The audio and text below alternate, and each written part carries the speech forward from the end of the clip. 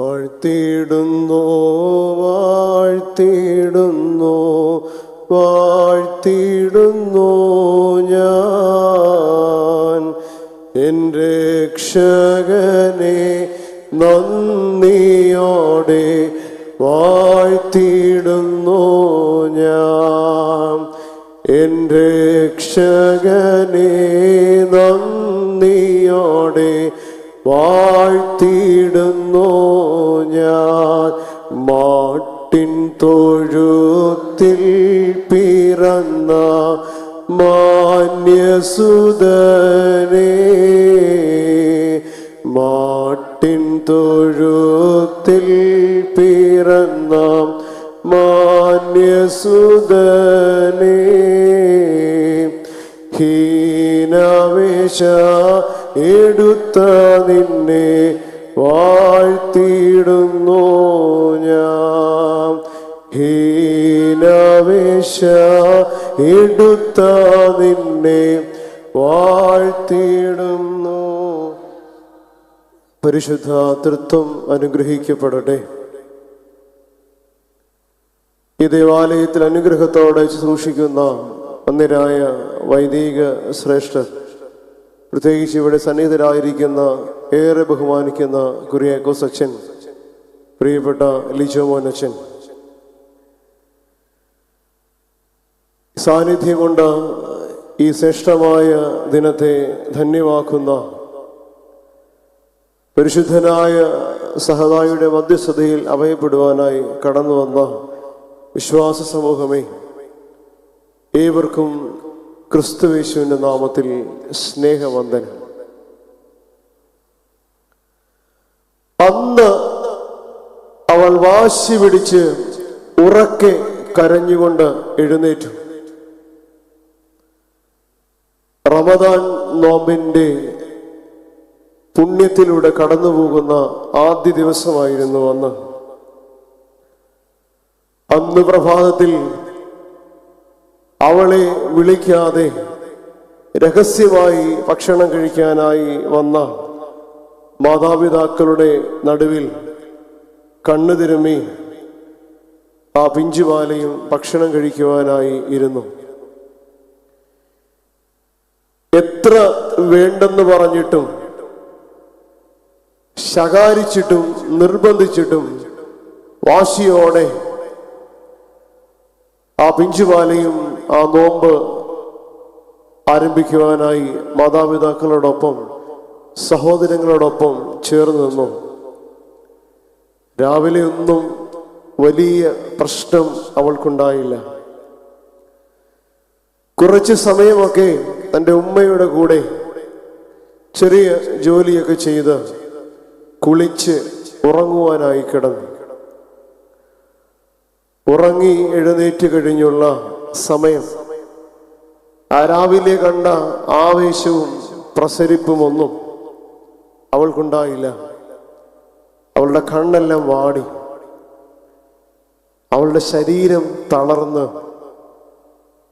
അവൾ ക്ഷീണിച്ച്,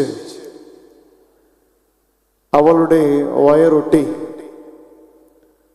അങ്ങനെ വാടി ക്ഷീണിച്ച് തളർന്നു നിൽക്കുന്ന അവളെ കണ്ടപ്പോ അവളുടെ ഉപ്പയ്ക്ക്, അവളുടെ ഉമ്മയ്ക്ക്, അവളുടെ സഹോദരങ്ങൾക്ക് അവളോട് തോന്നിയ ഒരു വാത്സല്യമുണ്ട്, ഒരു സ്നേഹമുണ്ട്.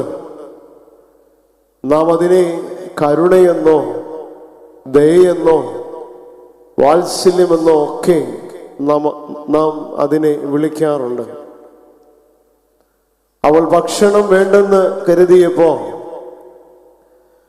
തങ്ങളോടൊപ്പം അവൾ ആ ദിവസത്തെ വ്രതം ആരംഭിച്ചപ്പോ, അവളുടെ ശരീരം വല്ലാണ്ട് ക്ഷീണിച്ചപ്പോ, വാടിക്കൊഴിഞ്ഞപ്പോൾ അവളുടെ മാതാപിതാക്കൾക്ക്, അവളുടെ സഹോദരങ്ങൾക്ക് അവളോട് തോന്നിയ ഒരു വാത്സല്യമുണ്ട്.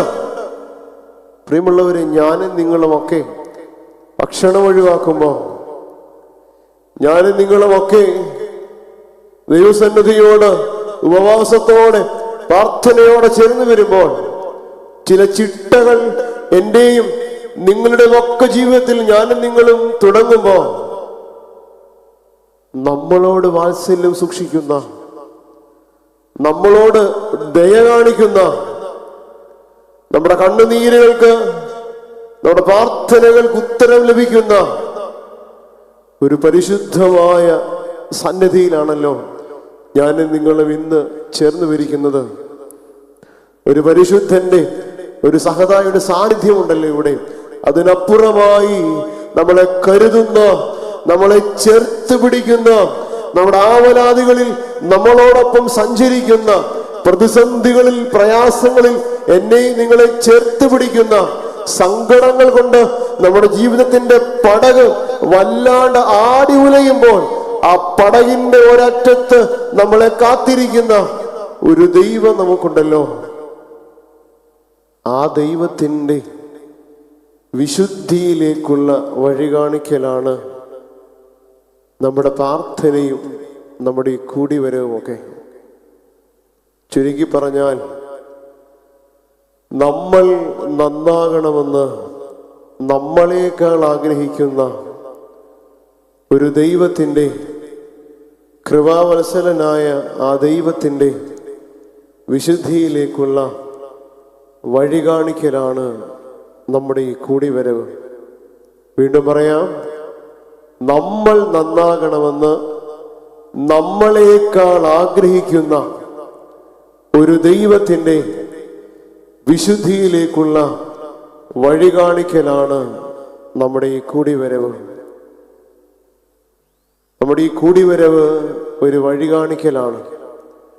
നമ്മുടെ ഈ സംഗമം ഒരു വഴി കാണിക്കലാണ്. നമ്മുടെ ഈ പ്രാർത്ഥന ഒരു വഴി കാണിക്കലാണ്. നാം ഇനി നടത്തുവാൻ പോകുന്ന ഒരു മധ്യസ്ഥ പ്രാർത്ഥന ഒരു വഴി കാണിക്കലാണ്. പ്രിയമുള്ളവരെ, ആ വഴിയിലൂടെ ആ ദൈവത്തോടുള്ള നമ്മുടെ അടുപ്പം, ആ തിരിച്ചുപോക്കിന് ആ ദൈവമായുള്ള നമ്മുടെ അടുപ്പത്തെ ഊട്ടിയുറപ്പിക്കുന്ന ദിവസമായി ഈ ദിവസം മാറ്റപ്പെടട്ടെ എന്ന് ഞാൻ പ്രാർത്ഥിക്കുന്നു.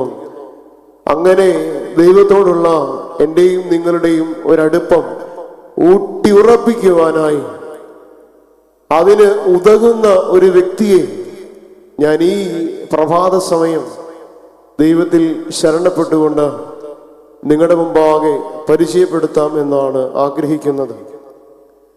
രൂത്തിന്റെ 1-ാം പുസ്തകം 21-ാമത്തെ വാക്യത്തിന്റെ ആദ്യ ഭാഗമാണ്. രൂത്തിന്റെ 1-ാം പുസ്തകം 21-ാം വാക്യത്തിന്റെ ആദ്യ ഭാഗം. അവിടെ ഇങ്ങനെ വായിക്കുന്നുണ്ട്: നിറഞ്ഞവളായി ഞാൻ പോയി, ഒഴിഞ്ഞവളായി യഹോവ എന്നെ മടക്കി വരുത്തിയിരിക്കുന്നു. നിറഞ്ഞവളായി ഞാൻ പോയി, ഒഴിഞ്ഞവളായി യഹോവ എന്നെ മടക്കി വരുത്തിയിരിക്കുന്നു. രൂത്തിന്റെ പുസ്തകത്തിന്റെ ചരിത്രം നാം ഒന്ന് മനസ്സിലാക്കണം. വേദപുസ്തകത്തിലെ ഏറ്റവും ജനപ്രിയമായ പുസ്തകത്തിലൊന്നാണ് രൂത്തിന്റെ പുസ്തകം. ഒരുപാട് പേർ വായിക്കുന്ന വേദപുസ്തകത്തിൽ ഏറ്റവും സുന്ദരമായ ഒരു പ്രമേയം ഉൾക്കൊള്ളിച്ചിരിക്കുന്ന ഒരു പുസ്തകമാണ് രൂത്തിന്റെ പുസ്തകം. രൂത്തിന്റെ പുസ്തകം വിശുദ്ധ വേദപുസ്തകത്തിൽ വരാൻ തന്നെ കാരണം, വിശുദ്ധ വേദപുസ്തകത്തിന്റെ പ്രധാന പ്രമേയം എന്തെന്ന് ചോദിച്ചാൽ, വേദപുസ്തകത്തിന്റെ പ്രധാന പ്രമേയം വീണ്ടെടുപ്പാണ്. വീണുപോയ മനുഷ്യന്റെ വീണ്ടെടുപ്പ്, വീണുപോയ തലമുറയുടെ വീണ്ടെടുപ്പ്. വേദപുസ്തകത്തിലെ ഹീറോ വീണ്ടെടുപ്പുകാരനാണ്. വേദപുസ്തകത്തിലെ ഏറ്റവും വലിയ പദ്ധതി വീണ്ടെടുപ്പാണ്. വിശുദ്ധ വേദപുസ്തകം ആദിയോടന്തം ഞാൻ നിങ്ങൾ പരിശോധിക്കുമ്പോൾ പഴയ നിയമത്തിലെ ചരിത്ര പുസ്തകങ്ങളും ചരിത്രത്തിൽ ഇടം പിടിച്ച വ്യക്തി പ്രഭാവങ്ങളെ ഞാൻ നിങ്ങളും പരിചയപ്പെടുമ്പോൾ, അല്ലെങ്കിൽ ചരിത്ര താളുകളിൽ പഴയ നിയമത്തിന്റെ ഈടുകളിൽ ചേർന്ന് നിന്ന പ്രവാചകന്മാരെ ഞാൻ നിങ്ങൾ പരിചയപ്പെടുമ്പോൾ, ന്യായാധിപ ശ്രേഷ്ഠനെ ഞാൻ നിങ്ങൾ പരിചയപ്പെടുമ്പോൾ, പുതിയ നിയമത്തിൽ തമ്പുരാൻ തന്നെ കടന്നു വന്ന് സുവിശേഷമായി നമ്മുടെ മുമ്പിൽ അവതരിക്കുമ്പോൾ, അപ്പോസ്തല പ്രവൃത്തികൾ കാണുന്ന ചരിത്ര താളുകൾ പഠിക്കുമ്പോൾ, പരിശുദ്ധനായ പൗലോസ്ലീഹായുടെ ലേഖനങ്ങളിൽ ഞാനും നിങ്ങളും നമ്മുടെ കണ്ണോടിക്കുമ്പോൾ, പരിശുദ്ധ സ്ലീഹന്മാരുടെ നടപ്പുകളുടെ പുസ്തകങ്ങളിലൂടെ ഞാനും നിങ്ങളും യാത്ര ചെയ്യുമ്പോൾ, ഇതെല്ലാം നമ്മളോട് സംസാരിക്കുന്നത് വീണ്ടെടുപ്പാണ്. എവിടെയോ കളഞ്ഞുപോയ മനുഷ്യന്റെ ജീവിതം, എവിടെയോ കളഞ്ഞുപോയ മനുഷ്യന്റെ ജീവിതം, എവിടെയോ നഷ്ടപ്പെട്ടു പോയ മനുഷ്യന്റെ ജീവിതം, ആ ജീവിതം വീണ്ടെടുക്കുന്ന ചരിത്രമാണ് ഈ വേദപുസ്തകം നമ്മളോട് പറയുന്നത്. ആ ജീവിതം വീണ്ടെടുക്കുന്ന പച്ച പരമാർത്ഥമായ ഒരു സത്യമാണ് ഈ വേദപുസ്തകം നമ്മളോട് പറയുന്നത്. ലോകത്തിൽ ഇന്ന് അനേക പുസ്തകങ്ങളുണ്ടല്ലോ, അനേക പുസ്തകങ്ങൾ ലോകത്തുണ്ട്. രണ്ടു തരത്തിലുള്ള പുസ്തകങ്ങളുണ്ട്. ഒന്ന് മനുഷ്യൻ നിർമ്മിക്കുന്ന പുസ്തകം. ആ പുസ്തകം ഒത്തിരി കഥകളും കവിതകളും ബുക്കുകളും ലേഖനങ്ങളും ഒക്കെയായി നമ്മുടെ മുമ്പിൽ വരും. മറ്റൊരു പുസ്തകമാണ് എൻ്റെ കയ്യിലിരിക്കുന്ന, നിങ്ങളുടെ കയ്യിലിരിക്കുന്ന ഈ കറുത്ത ബൈൻഡിട്ട പുസ്തകം. ഇത് മനുഷ്യനെ വീണ്ടെടുക്കുന്ന പുസ്തകമാണ്. പ്രിയമുള്ളവരെ, വീണ്ടും വാക്യം നിങ്ങളുടെ ശ്രദ്ധയിലേക്ക് കൊണ്ടുവരുന്നു. നിറഞ്ഞവളായി ഞാൻ പോയി, ഒഴിഞ്ഞവളായി യഹോവ എന്നെ മടക്കി വരുത്തിയിരിക്കുന്നു. എത്ര മനോഹരമായ ഒരു വാക്യമാണ്. എൻ്റെയും നിങ്ങളുടെയും ജീവിതങ്ങളിൽ ഈ വാക്യം ഒത്തിരി സ്വാധീനം ചെലുത്തിയിട്ടുണ്ടാകും, അല്ലേ? എൻ്റെ നിങ്ങളുടെ ഒക്കെ ജീവിതങ്ങളിൽ ഈ വാക്യത്തിന്റെ അർത്ഥതലങ്ങളിലൂടെ എന്തിനു പറയുന്നു? ഈ വാക്യം നമ്മളോട് പറയുന്ന അതേ അർത്ഥത്തിൽ തന്നെ ഞാനും നിങ്ങളും ഒന്ന് കേട്ടു നോക്കിക്കേ. എന്റെയും നിങ്ങളുടെ ജീവിതങ്ങളിൽ കടന്നുപോയ എത്രയോ നിമിഷങ്ങൾ ഉണ്ടാകാം. നിറവിന്റെയും കുറവിന്റെയും ഒക്കെ അനുഗ്രഹങ്ങൾ ഈ എത്രയോ നിമിഷങ്ങളിലൂടെ ഞാനും നിങ്ങളും കടന്നുപോയേക്കാം. ഈ വാക്യമാണ് ഇന്നത്തെ നമ്മുടെ ചിന്താ വിഷയം. ഈ വാക്യത്തിന്റെ ഒരു ചരിത്രത്തിലൂടെ ഒന്ന് കടന്നുപോയിട്ട് ഈ വാക്യത്തെ നമുക്കൊന്ന് ധ്യാനിക്കാം. യൂത്തിന്റെ പുസ്തകം തുടങ്ങുന്നത് ഇങ്ങനെയാണ്. യഹൂദിയിൽ താമസിച്ച ബേദലഹേമനായ എലീമലേക്ക് എന്ന് പറയുന്ന ഒരു പുരുഷൻ, ആ പുരുഷന്റെ കുടുംബം എന്ന് പറയുന്നത് എലീമലേക്കിന്റെ ഭാര്യ നവോമി. നവോമിക്ക് 2 ആൺമക്കൾ. ഇങ്ങനെ സന്തോഷത്തോടെ പോകുന്ന ഒരു കുടുംബം. അങ്ങനെ ഇരിക്കുകയാണ് ബേദലഹേമിൽ വലിയ ക്ഷാമമുണ്ടാകുന്നത്. ബേദലഹേമിൽ വലിയ ക്ഷാമമുണ്ടാകുമ്പോൾ തങ്ങളുടെ തൊട്ടടുത്ത ഭൂമി മോവാബ് എന്ന് പറയുന്ന പ്രദേശം, ആ പ്രദേശത്തോട്ട് തന്റെ മക്കളെയും ചേർത്ത് പിടിച്ച് യാത്രയാകുന്ന എലീമലേക്കിന്റെയും കുടുംബത്തിന്റെയും ചരിത്രമാണ് രൂത്തിന്റെ പുസ്തകത്തിന്റെ ആദ്യ വരികളിലൂടെ ഞാനും നിങ്ങളും കാണുന്നത്. അവർ മോവാബിൽ താമസമാക്കുന്നു. പിന്നീടുള്ള അവരുടെ ജീവിതം ദുരന്തപൂർണമായിരുന്നു എന്നാണ് ഇതിന്റെ ആദ്യ അധ്യായം നമ്മളോട് പറയുന്നത്. നേട്ടം മോഹിച്ച് യാത്ര ചെയ്തവരാണ്. ജീവിതത്തിന്റെ ഉയർച്ചയിലേക്ക് യാത്ര ചെയ്തവരാണ്. എന്നാൽ തങ്ങൾ ചെന്നു പറ്റിയ സ്ഥലം മോവാബ്. നഷ്ടത്തിന്റെ കഥയാണ് ആ കുടുംബത്തോട് പറഞ്ഞത്. ആ കുടുംബത്തിന്റെ ഗൃഹനാഥൻ എലീമലേഖ് അവിടെ വെച്ച് മരണപ്പെടുന്നു. നവോമി തന്റെ 2 മക്കളെയും വിവാഹം കഴിപ്പിക്കുന്നു.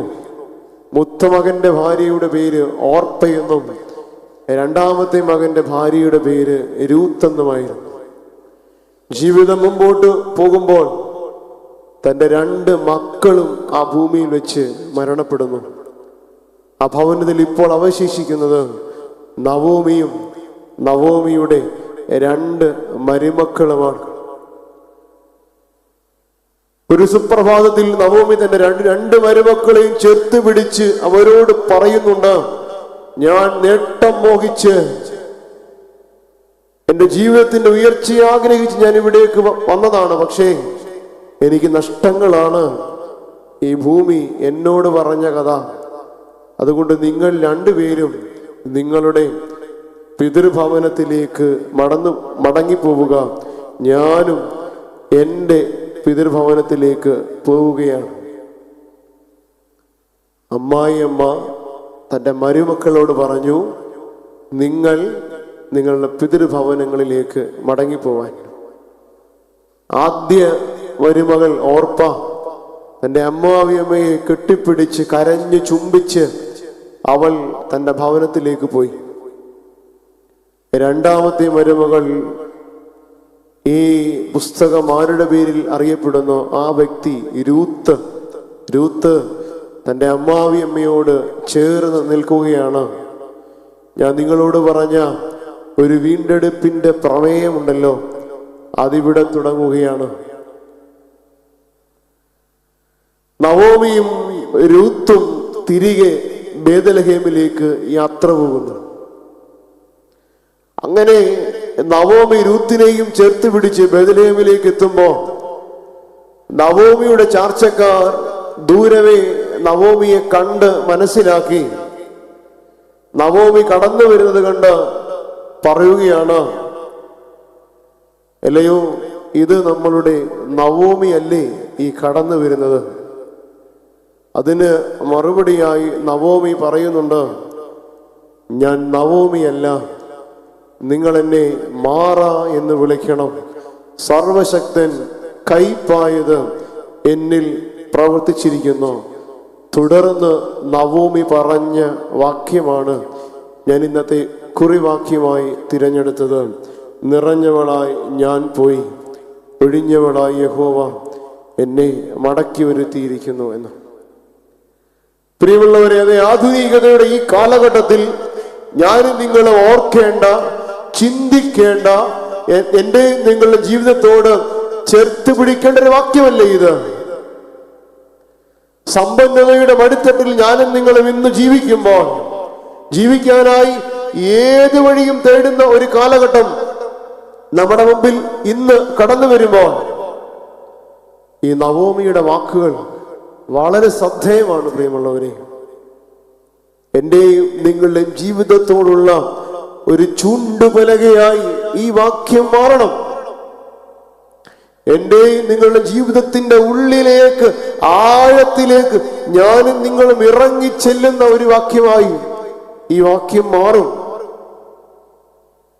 പ്രിയമുള്ളവരെ, നവോമി ഞാൻ ആമുഖത്തിൽ പറഞ്ഞതുപോലെ നടത്തിയ 2 യാത്രകളാണ് ഞാൻ നിങ്ങളുമായി പങ്കുവയ്ക്കുന്നത്.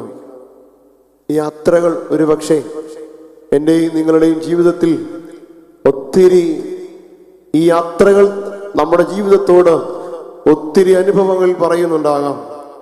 ഈ യാത്രകൾ നമ്മുടെ ജീവിതത്തോട് ഒന്ന് ചേർത്ത് പിടിച്ച്, ഈ യാത്രകളെ ചേർത്ത് പിടിച്ച് നവോമിയോടൊപ്പം ഈ പ്രഭാതത്തിൽ എനിക്കും നിങ്ങൾക്കും നമുക്കൊന്നിച്ചൊന്ന് യാത്ര ചെയ്യാം.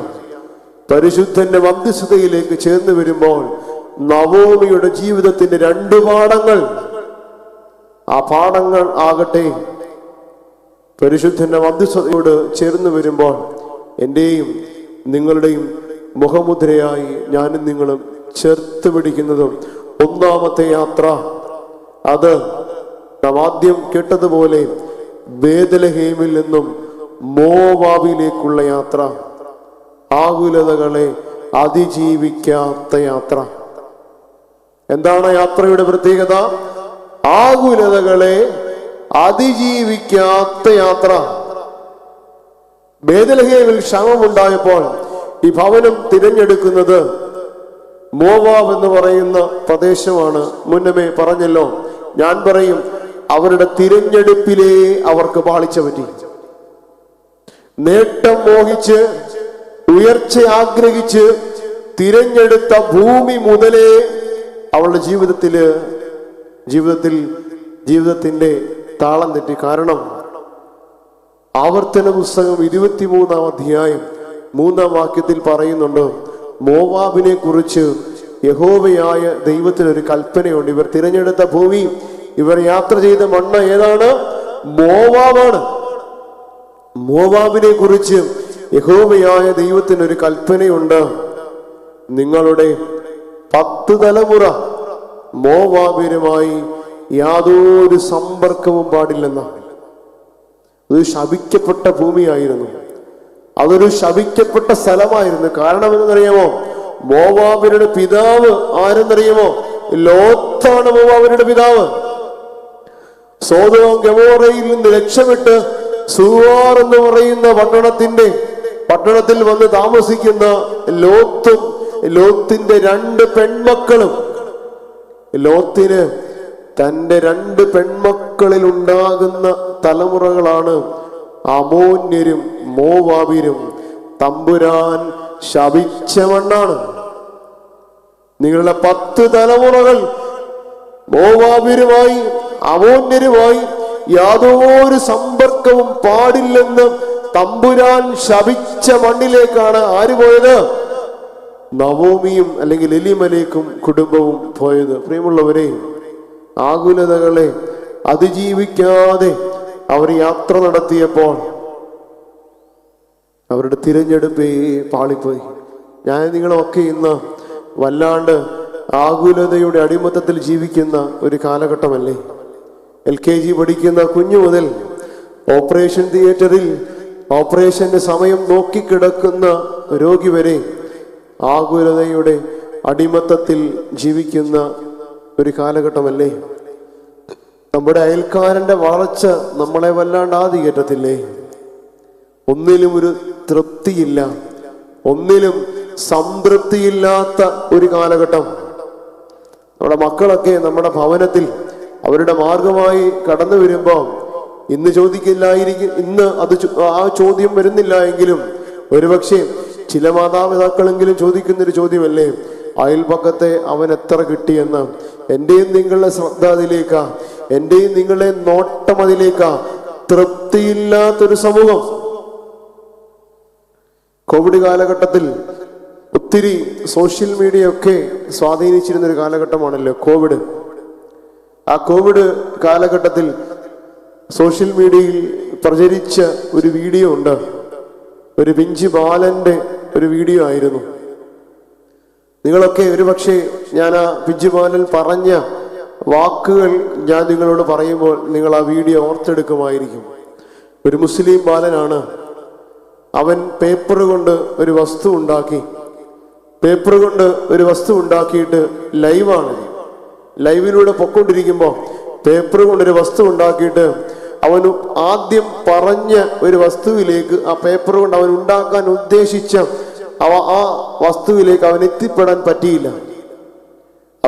അവനിങ്ങനെ നമ്മൾ പണ്ട് ഈ പേപ്പർ മടക്കി ബോട്ടൊക്കെ ഉണ്ടാക്കുന്ന ഒരു സമയം ഉണ്ടായിരുന്നില്ല. അങ്ങനെ അവനിങ്ങനെ പേപ്പർ 4 5 മടക്കി നൂർത്തെടുത്തപ്പോൾ അവൻ ഉദ്ദേശിച്ച സംഗതിയിലേക്ക് അവൻ എത്താൻ പറ്റിയില്ല. അങ്ങനെ എത്താതെ വന്നപ്പോൾ അവൻ ധൈര്യത്തോടെ പറഞ്ഞു, ചിലോൾത് റെഡിയാകും, ചിലോൾത് റെഡിയാകത്തില്ല, എന്റേത് റെഡിയായില്ല. ഈ വാക്യം, ഈ പ്രസ്താവന പറഞ്ഞപ്പോൾ ഒരുപക്ഷെ നിങ്ങൾ ആ വീഡിയോ ഓർത്തെടുക്കുന്നുണ്ടാവും. അവൻ ഇതിനോടൊപ്പം ഒരു സെന്റൻസ് കൂടി പറയുന്നുണ്ട്. ചിലോൾത് റെഡിയായി, ചിലോൾത് റെഡിയാകത്തില്ല, എന്റേത് റെഡിയായില്ല, എനിക്ക് കുഴപ്പം ഇല്ല. എനിക്ക് കുഴപ്പമില്ല എന്ന് പറഞ്ഞാൽ തീരാവുന്ന പ്രശ്നങ്ങളെ നമ്മുടെ ജീവിതത്തിൽ. പക്ഷേ ഈ കുഴപ്പമില്ല എന്ന് പറയാതിരിക്കുന്നതാണ് നമ്മുടെ കുഴപ്പം. ബേത്ലഹേം കുഴപ്പമില്ല എന്ന് പറഞ്ഞാൽ മതിയായിരുന്നു. ബേത്ലഹേം കുഴപ്പമില്ല എന്ന് പറഞ്ഞാൽ മതിയായിരുന്നു. പക്ഷേ തിരഞ്ഞെടുത്ത മണ്ണ് ആകുലതകളെ അതിജീവിക്കാതെ യാത്ര നടത്തിയപ്പോൾ തിരഞ്ഞെടുത്ത മണ്ണ് നാശത്തിന്റെ അനുഭവമാണ് ആ ഭവനത്തോട് സംസാരിക്കുന്നത്. പ്രിയമുള്ളവരെ, ആകുലതകളെ അതിജീവിക്കാൻ എനിക്കും നിങ്ങൾക്കും സാധിക്കുന്നില്ല. നമ്മുടെ പൂർവികരൊക്കെ ആകുലതകളെ അതിജീവിച്ചിരുന്ന എങ്ങനെയെന്ന് അറിയുമോ? നമ്മുടെ പൂർവികർ ആകുലതകളെ അതിജീവിച്ചിരുന്നത് പ്രാർത്ഥനയിലൂടെയാണ്. ചാണകം മെഴിയ തറയായിരിക്കും, കോരിച്ചൊരിയുന്ന പുരയായിരിക്കും. പക്ഷേ രാവിലെയും വൈകുന്നേരവും പ്രാർത്ഥിക്കുന്ന ഒരു തലമുറ നമ്മുടെ മുന്നിലുണ്ടായിരുന്നു. അവരൊക്കെ പ്രാർത്ഥനകളിൽ ആനന്ദം കണ്ടെത്തിയിരുന്നു. എനിക്ക് നിങ്ങൾക്കും സാധിക്കുമോ അത്? പ്രിയമുള്ളവരെ, പ്രാർത്ഥനകൾ നമ്മുടെ പ്രിയപ്പെട്ടവരോടുള്ള സംസാരമായി മാറണം. നമ്മളൊക്കെ നമ്മുടെ മൊബൈൽ ഫോണുകളിൽ എത്ര നേരമാണ് നമ്മുടെ പ്രിയപ്പെട്ടവരോട് സംസാരിക്കുന്നേ? 1 മണിക്കൂറും 1.5 മണിക്കൂറും കഴിഞ്ഞാലും നമ്മുടെ സംസാരങ്ങൾ, മൊബൈൽ ഫോണുകളിലെ സംസാരങ്ങൾ, കാണാമറയത്തിരിക്കുന്ന രഹസ്യ സുഹൃത്തിനോട് പോലും വിശേഷങ്ങൾ പങ്കുവെക്കുന്ന ഒരു തലമുറ കാലഘട്ടം നമ്മുടെ മുമ്പിലുണ്ട്. അപ്പോഴും നമ്മുടെ പ്രാർത്ഥനകളൊക്കെ പെട്ടെന്ന് തീർന്നു പോകുന്നേ. നമ്മുടെയൊക്കെ വീട്ടിൽ ഇന്നും മനോഹരമായിട്ടിരിക്കുന്നത് വേദപുസ്തകം മാത്രമായിരിക്കും അല്ലേ? നാം അതിനിടയിൽ എത്ര മൊബൈൽ ഫോണുകൾ മാറി. പക്ഷേ അന്നും ഇന്നും ഭംഗിയോടിരിക്കുന്ന ഒന്ന് വേദപുസ്തകം മാത്രമായിരിക്കും. ഞാൻ രാവിലെ എഴുന്നേറ്റാൽ പോലും കണ്ണു തുറക്കുന്നതിന് മുമ്പേ നമ്മുടെ കൈ ചെല്ലുന്നത് നമ്മുടെ മൊബൈൽ ഫോണുകളിലേക്കല്ലേ? അതിനകത്ത് ഒന്ന് സമയമെങ്കിലും നോക്കാതെ എനിക്ക് നിങ്ങൾക്കും സമാധാനമുണ്ട്. രാവിലെ കൃത്യമായിട്ട് നമുക്കറിയാം, കണ്ണു തുറക്കുപോലും വേണ്ട, കൃത്യമായി നമ്മുടെ കൈ എവിടെ എത്തിയിരിക്കും. എന്തേ എനിക്ക് നിങ്ങൾക്കും ഇന്ന് പ്രാർത്ഥനകൾക്ക് സമയം ലഭിക്കുന്നില്ല? നമ്മുടെയൊക്കെ വീടുകളിൽ പാതിരാത്രി ആയാലും കെടാതൊരു നീലവെട്ടമുണ്ടല്ലോ, ഇല്ലേ? നമ്മളുടെ സിറ്റ് ഔട്ടിന്റെയും നമ്മുടെ ഹാളിന്റെയും അടുക്കളയുടെയും നമ്മുടെ മുറിയുടെയും ഒക്കെ ലൈറ്റ് കെടുത്തിയാലും ഒരു കെടാത്ത ഒരു നീലവെട്ടം നമ്മുടെ മുഖത്തോട്ട് നോക്കിയുണ്ടല്ലോ. ആ നീലവെട്ടമുണ്ടല്ലോ പ്രിയമുള്ളവരെ, നമ്മുടെ ജീവിതത്തിന്റെ പ്രകാശത്തെ കെടുത്തുമെന്ന് ഇന്നത്തെ തലമുറ ഓർക്കുന്നില്ല. ആകുലതകളെ അതിജീവിക്കുവാൻ തലമുറകൾക്ക് സാധ്യമാകുന്നില്ല എന്ന് നമുക്ക് നിരന്തരം നമ്മുടെ ഭവനങ്ങൾ ഉപയോഗിക്കുന്ന പ്രാർത്ഥനാ പുസ്തകമല്ലേ പാമ്പാക്കുട നമസ്കാരം. അതിന് സൂത്താറ പ്രാർത്ഥനയിൽ പിതാക്കന്മാർ ഇങ്ങനെ ഒരു വരി എഴുതി ചേർത്തിട്ടുണ്ട്: ദൈവമേ, നിന്റെ നൽവരത്തിന്റെ ഭണ്ഡാരം കവർച്ച ചെയ്യപ്പെടാതിരിപ്പാൻ ഞങ്ങളുടെ അവയവങ്ങളുടെ തുറക്കപ്പെട്ട വാതിലുകൾക്ക് നീ കാവൽക്കാരെ നിയമിക്കണമേ. നമ്മുടെ അവയവങ്ങളൊക്കെ ഇന്ന് ലോകത്തിന് നേരെ വല്ലാണ്ടങ്ങ് തുറന്നു പിടിക്കുന്നവരെ ഞാനും നിങ്ങളും. ചില കാഴ്ചകളിൽ നമ്മുടെ കണ്ണിനെ പിൻവലിക്കുവാൻ നമുക്ക് സാധിക്കുമോ? ചില വേണ്ടാത്ത കേൾവികളിൽ നിന്ന് നമ്മുടെ കാതിനെ പിൻവലിക്കാൻ നമുക്ക് സാധിക്കുമോ? ചില സംഭാഷണങ്ങളിൽ നിന്ന് നമ്മുടെ നാവിനെ പിൻവലിക്കാൻ നമുക്ക് സാധിക്കുമോ? ചില സ്പർശനങ്ങളിൽ നിന്ന് നമ്മുടെ ത്വക്കിനെ പിൻവലിക്കുവാൻ നമുക്ക് സാധിക്കുമോ? നമ്മുടെ അവയവങ്ങളൊക്കെ ഇന്ന് ഈ ലോകത്തിന് നേരെ ഞാനും നിങ്ങളും തുറന്നു പിടിക്കുന്നത് കൊണ്ടാണ് എനിക്കും നിങ്ങൾക്കും ദൈവസന്നിധിയിലുള്ള ഒരുക്കം നഷ്ടമാകും. ഒരുക്കം നഷ്ടമാകുമ്പോൾ എനിക്കും നിങ്ങൾക്കും ആകുലതകളെ അതിജീവിക്കാതെ ഞാനും നിങ്ങളും തിരഞ്ഞെടുക്കുന്ന ചില തീരുമാനങ്ങളുണ്ടല്ലോ. മുന്നമേ പച്ചപ്പെന്ന് ഞാനും നിങ്ങൾ നോക്കിക്കാണുന്ന ചില തീരുമാനങ്ങളുണ്ടല്ലോ. ആ തീരുമാനങ്ങൾ ചില നഷ്ടത്തിന്റെ കണക്കുകൾ മാത്രമേ ഒരു പക്ഷേ എന്നോടും നിങ്ങളോടും സംസാരിക്കത്തുള്ളൂ. പ്രിയമുള്ളവരെ, ആകുലതകളെ അതിജീവിക്കാതെ യാത്ര നടത്തിയപ്പോൾ തിരഞ്ഞെടുത്ത മണ്ണ് എന്തായിപ്പോയി? നഷ്ടമായി പോയി. രണ്ടാമത്തെ യാത്ര തിരിച്ച് മോവാബിൽ നിന്നും എങ്ങോട്ടാ? ബേത്ലഹേമിലേക്ക്. മോവാബ് നഷ്ടത്തിന്റെ കഥ പറഞ്ഞപ്പോൾ, മോവാബ് നാശഭൂമിയായി തീർന്നപ്പോൾ, മോവാബ് ഉയർച്ചകൾ ലഭിക്കാത്ത മണ്ണായി മാറിയപ്പോൾ തിരികെ നടക്കുകയാണ്. സുബോധം ഉണ്ടായ യാത്രയെന്ന ആ യാത്രയെ വിളിക്കുന്നത്. മോവാബിൽ നിന്നും ബേത്ലഹേമിലേക്കുള്ള യാത്ര നവോമിക്ക് സുബോധമുണ്ടായ യാത്രയാണ്. താൻ ഉപേക്ഷിച്ച ഭവനത്തിലേക്ക് പോവുകയാണ്. 10 വർഷങ്ങൾക്ക് ശേഷമെന്ന വേദപുസ്തകത്തിന്റെ വാക്യങ്ങൾ പറയുന്നത്. 10 വർഷമാണ് ഈ 2 യാത്രകളുടെ ഇടയിലുള്ള അന്തരം എന്ന് പറയുന്നത്.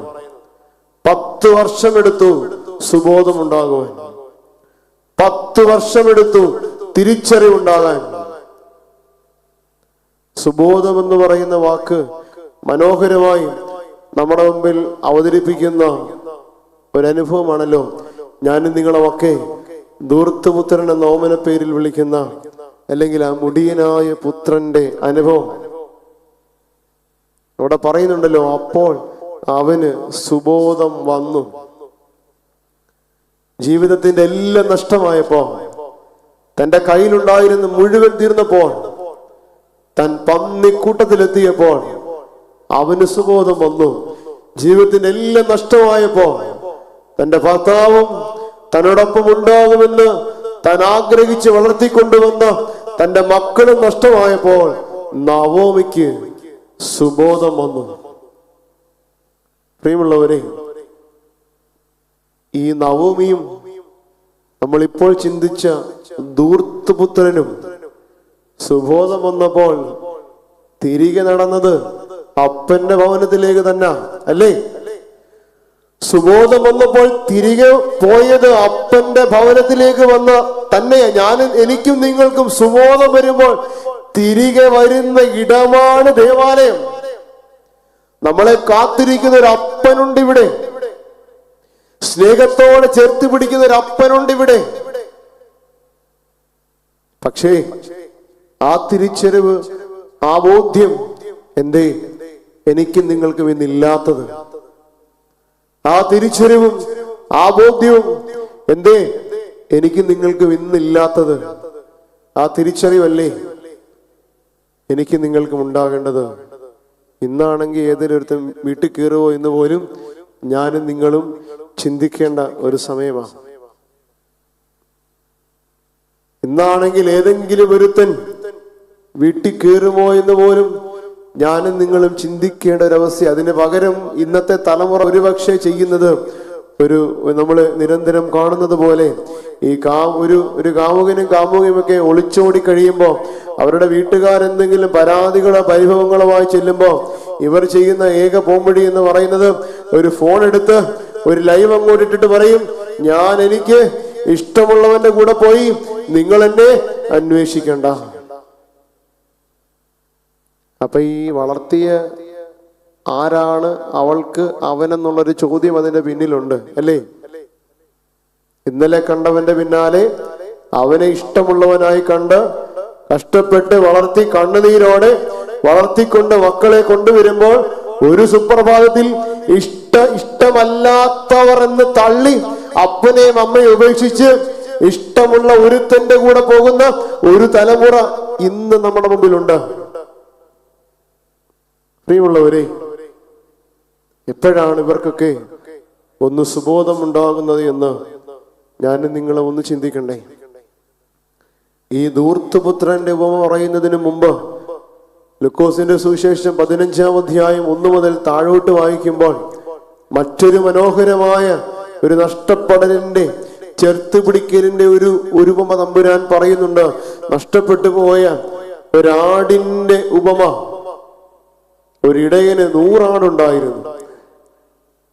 അതിലൊന്ന് നഷ്ടപ്പെട്ടു പോയപ്പോൾ 99 ഉപേക്ഷിച്ച് ആ നഷ്ടപ്പെട്ടതിനെ തേടിപ്പോകുന്ന ഒരിടയൻ. ആ രംഗം നമ്മുടെ മനസ്സിലോട്ടൊന്ന് കൊണ്ടുവന്നേ. ഒരു ഇടയന് 100 ആട്. ആ ഇടയൻ രാവിലെ തന്റെ ആടുകളെ മേയ്ക്കുവാനായി വിടുന്നു. ഇടയൻ വൈകുന്നേരമായപ്പോൾ എണ്ണി 95, 96, 97, 98, 99 ഒന്നിനെ കാണുന്നില്ല. ഒരു ചോദ്യം ചോദിക്കട്ടെ, ഇവിടെ നഷ്ടം ആടിനാണോ ഇടയനാണോ? നമ്മളെല്ലാം പറയും നഷ്ടം ഇടയനാണെന്ന് പറയും. കാരണം എന്താ? ഇടയന് ഒരാടിനെ അങ്ങ് നഷ്ടമായി.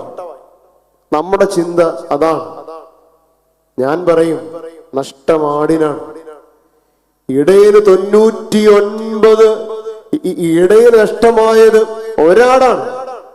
ആടിന് നഷ്ടമായത് തന്റെ ഈടയന് നഷ്ടമായി, തന്റെ സുരക്ഷ നഷ്ടമായി, തന്റെ കൂട് നഷ്ടപ്പെട്ടു, 99 പേരുടെ കൂട്ട് നഷ്ടമായി.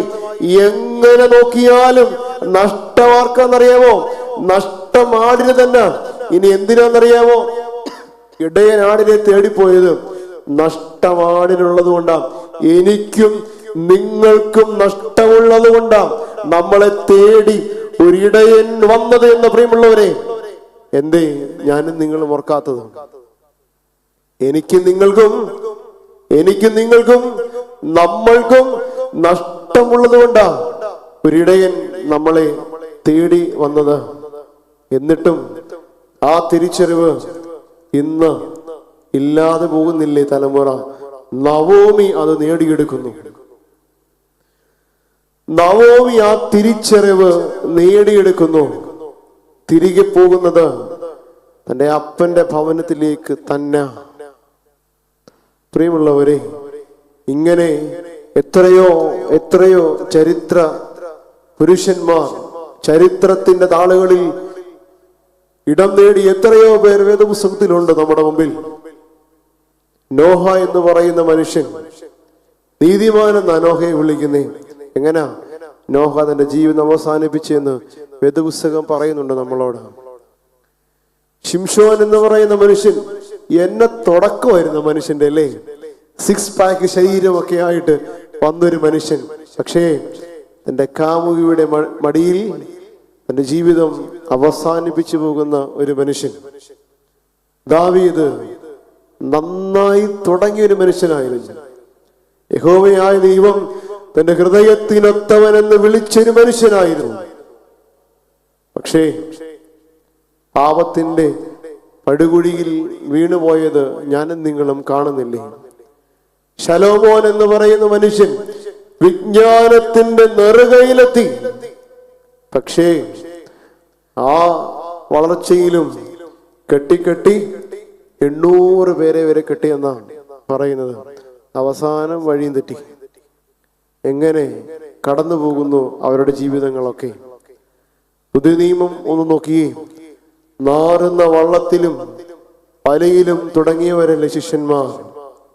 ലോകത്തെ കീഴ്മേൽ മറിച്ച സുവിശേഷകരായി തമ്പുരാൻ അവരെ മാറ്റിയില്ലേ? ചുങ്കത്തിന്റെ കണക്കെഴുതിയവൻ സുവിശേഷം എഴുതുന്ന മത്തായിയായി മാറിയില്ലേ? തീവ്രവാദിയായ ശിഷ്യൻ ലോകത്തെ കീഴ്മേൽ മറിച്ച സുവിശേഷകിൽ ഒരാളായി മാറിയില്ലേ? ഇടിമക്കൾ എന്ന് വിളിക്കപ്പെട്ട ശിഷ്യന്മാരെ സ്നേഹത്തിന്റെ മൂശയായി തമ്പുരാൻ മാറ്റിയില്ലേ? സഖായി എന്ന് പറയുന്ന മനുഷ്യൻ എങ്ങനെ തുടങ്ങിയത്, എങ്ങനെ അവസാനിപ്പിച്ചത്? എന്റെ സ്വത്തിന്റെ പകുതി ഞാൻ ആർക്ക് കൊടുത്തേക്കാം? ദരിദ്രർക്ക് കൊടുത്തേക്കാം. ഞാൻ അപഹരിച്ചത് ഇരട്ടിയായിട്ട് അവർക്ക് തിരികെ കൊടുത്തേക്കാം. ശമരിയക്കാരി സ്ത്രീ തമ്പുരാന്റെ മുമ്പിൽ എങ്ങനെയാണ് അവൾ കടന്നു വന്നത്? അവസാനം ആ ദേശത്തിന്റെ കാവലാളായി അവൾ മാറിയില്ലേ? ശൗൽ എന്ന് പറയുന്ന മനുഷ്യൻ എങ്ങനെ തുടങ്ങി പൗലോസായി മാറി ചരിത്രം എനിക്ക് നിങ്ങൾക്കും അറിയില്ലേ?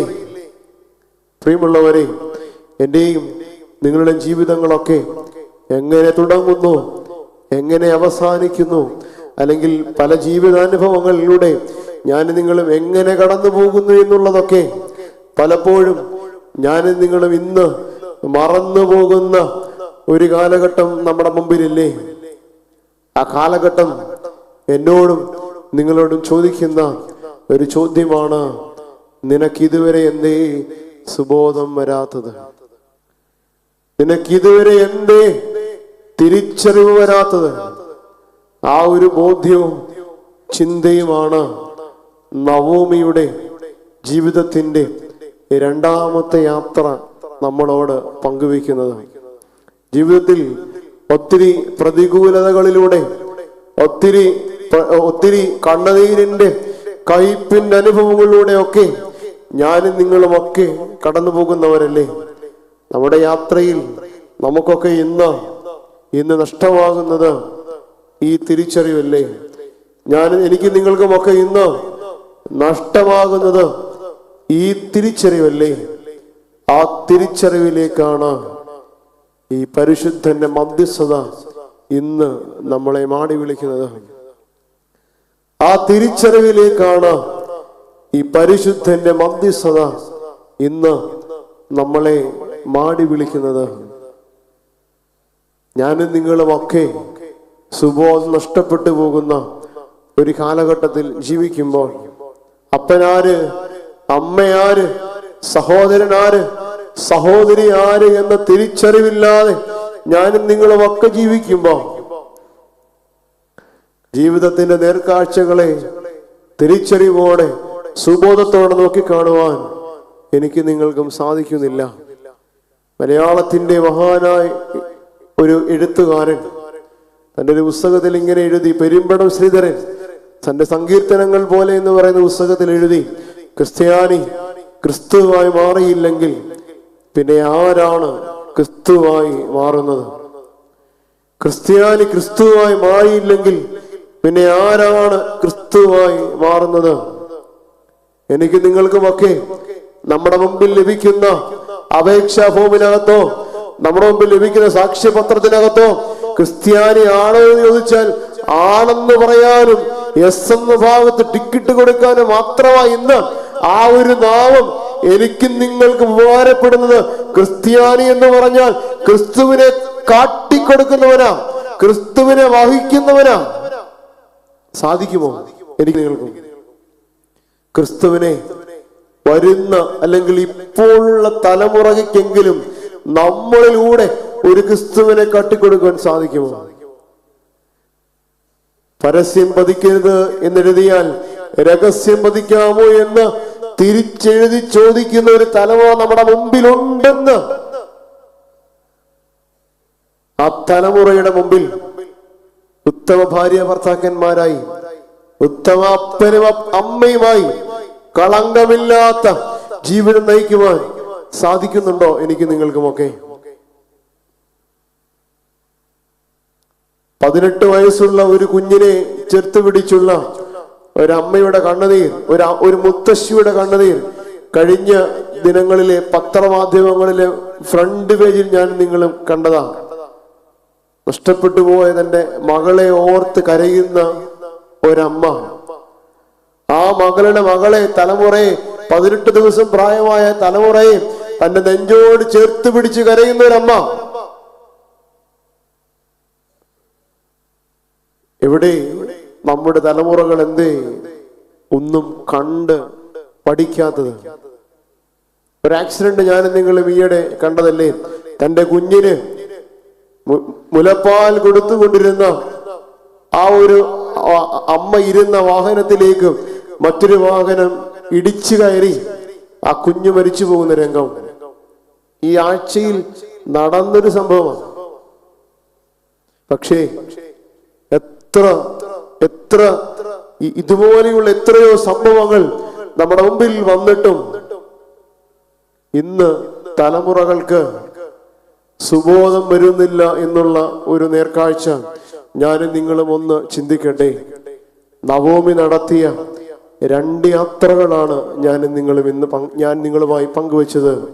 ഒന്ന് ബേത്ലഹേമിൽ നിന്നും മോവാബിലേക്കായിരുന്നു. അത് ആകുലതകളെ അതിജീവിക്കാത്ത ഒരു യാത്രയായിരുന്നു.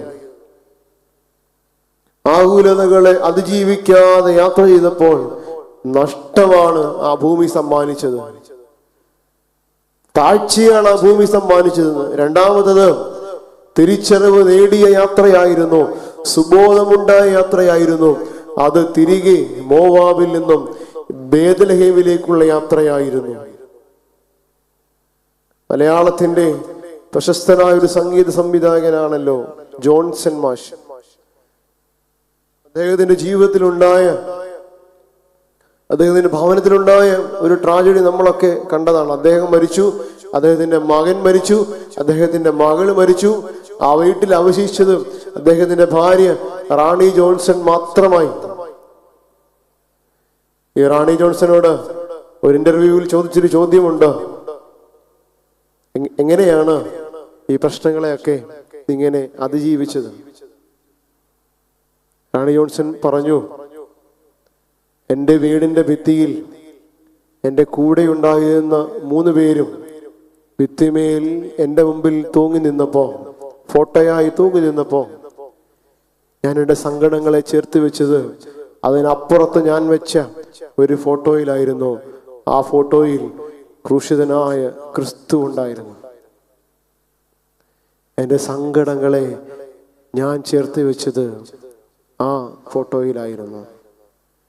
ഞാനും നിങ്ങളുമൊക്കെ ഇന്ന് ഈ പരിശുദ്ധ ആലയത്തിൽ ഒരു സഹതായുടെ സാന്നിധ്യം തിരിച്ചറിയുന്ന ഒരു ആലയത്തിൽ ഞാനും നിങ്ങളും മധ്യസ്ഥ പ്രാർത്ഥനയ്ക്കായി ചേർന്ന് വരുമ്പോൾ നമ്മുടെ സങ്കടങ്ങളെ ഈ ബലിപീഠത്തോടൊന്ന് ചേർത്ത് വെക്കാം.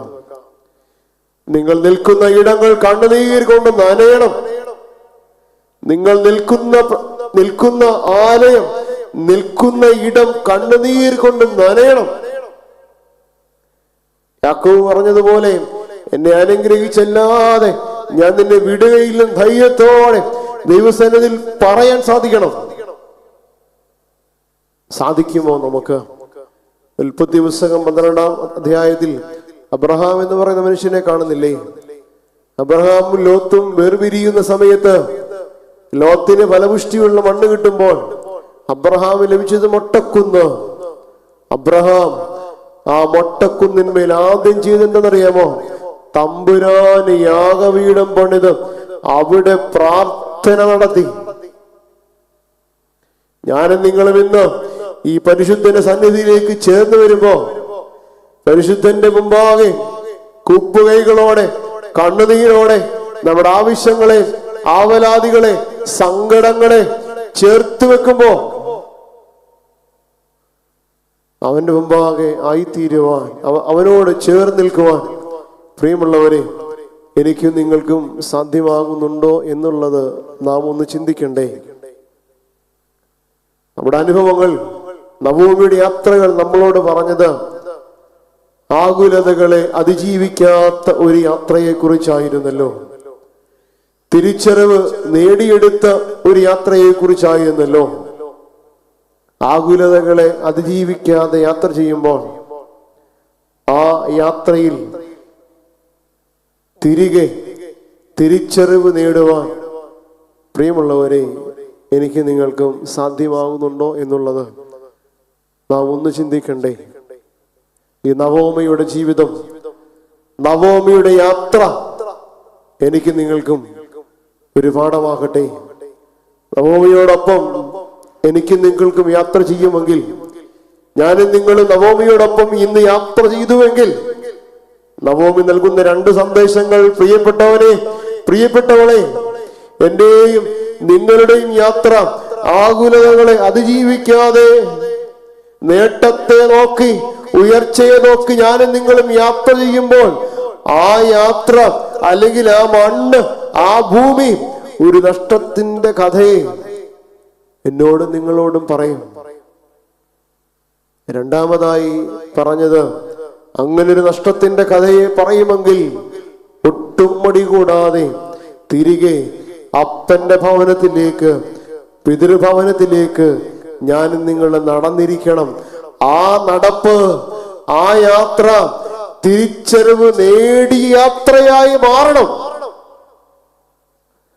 അങ്ങനെയെങ്കിലാണ് നമ്മുടെ ജീവിതം ധന്യമാകത്തുള്ളൂ.